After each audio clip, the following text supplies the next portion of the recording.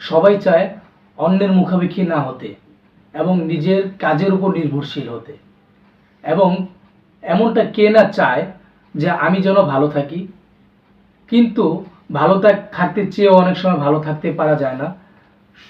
হয় টাকা পয়সার সমস্যা, চাকরির সমস্যা, ব্যবসা বাণিজ্যের সমস্যা, কোনো না কোনো সমস্যা এসে তাকে ধরেই ফেলে।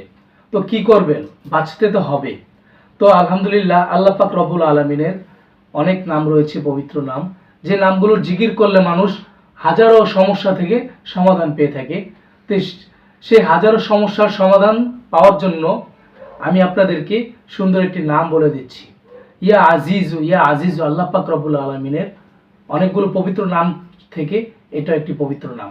তো এই নামটি আপনারা প্রতিদিন ফজর নামাজের পরে 500 বার পড়বেন। পড়ার পরে আল্লাহ পাক রব্বুল আলামিনের কাছে দোয়া করবেন, হে আল্লাহ, আপনি আমাকে অন্যের মুখাপেক্ষী বানিয়েন না, আপনি